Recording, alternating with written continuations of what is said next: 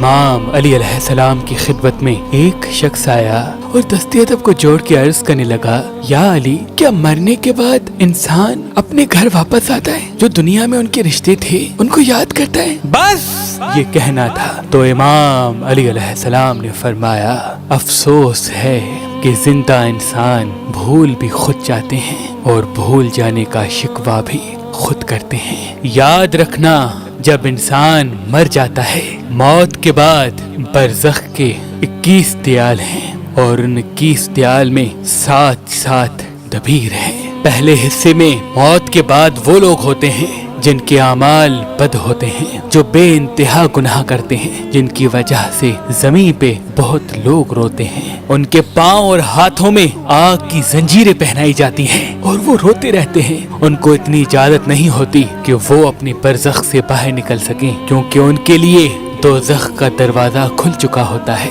نہ وہ برزخ سے باہر جا سکتے ہیں اور نہ ہی ایک پل کا آرام اسے ملتا ہے۔ وہ صرف انتظار کرتے ہیں کہ اب ہمارا کیا ہوگا جب اللہ روز محشر ہمیں اٹھائے گا۔ دوسرے حصے میں وہ لوگ ہوتے ہیں جن کے اعمال نیک ہوتے ہیں، جو اللہ کے قریب ہوتے ہیں، جنہوں نے اپنے وجود سے اللہ کی مخلوق کا بھلا کیا، جنہوں نے اپنے افعال سے اللہ کی مخلوق کو فائدہ دیا اور اللہ کی عبادت کی۔ ان کے لیے جنت کی کھڑکی کھل جاتی ہے اور اللہ کی طرف سے ان کو یہ اجازت ہوتی ہے کہ وہ جب چاہیں برزخ سے عالم آسود، عالم ملکوت، عالم دیاق، عالم وسط کی طرف جا سکیں۔ تو وہ اس جہان میں بھی آتے ہیں، وہ پچھلے جہان میں بھی جاتے ہیں، وہ مقدس مقامات کی زیارت کو بھی جاتے ہیں، اور وہ نیک بندے کبھی کبھار اپنے زندہ لوگوں کے خواب میں بھی آتے ہیں اور ان کے لیے دعا کرتے ہیں۔ اور تیسرے حصے میں وہ لوگ ہوتے ہیں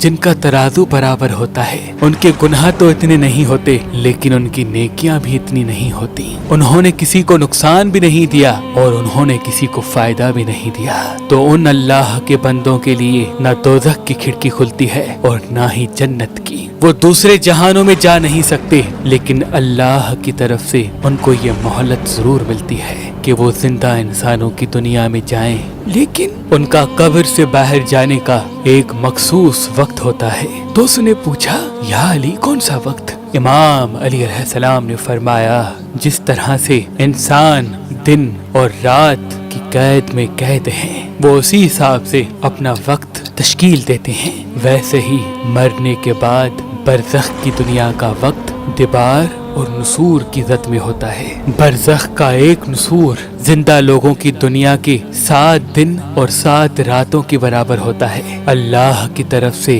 ان کو اتنی ہی مہلت ملتی ہے کہ وہ نسور کے اول حصے میں جائیں اور جو لوگ زندگی میں اس کے ساتھ رہا کرتے تھے انہیں کہیں کہ وہ ان کے لیے نیک اعمال کریں اور اس نیک عمل کا ثواب اسے بخشیں۔ تو وہ کہنے لگا، یا علی، نسور کا پہلا حصہ اس دنیا کے حساب سے کون سا ہوتا ہے؟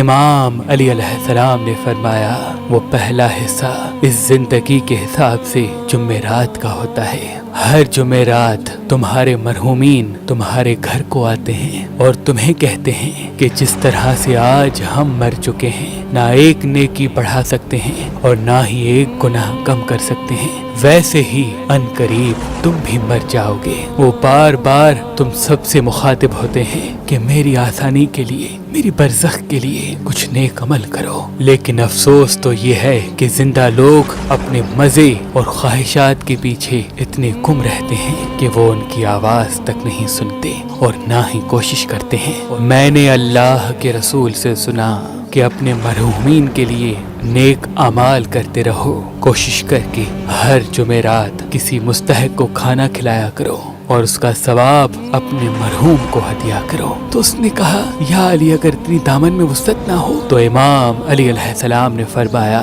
جو کھانا تم خود کھاؤ، چاہے وہ سوکھی روٹی ہی کیوں نہ ہو، اس پہ سورہ فاتحہ پڑھو اور 3 مرتبہ سورہ اخلاص پڑھو اور پھر اللہ سے اپنے مرحوم کی مغفرت کے لیے دعا کرو۔ انشاءاللہ تمہارے مرحومین کو جب یہ تمہارا ہدیہ ملے گا تو وہ بھی تمہارے لیے دعا کریں گے۔ اور جب کوئی مرا ہوا انسان برزخ سے زندہ لوگوں کے لیے دعا کرتا ہے تو اللہ وہ دعا کبھی رد نہیں کرتا۔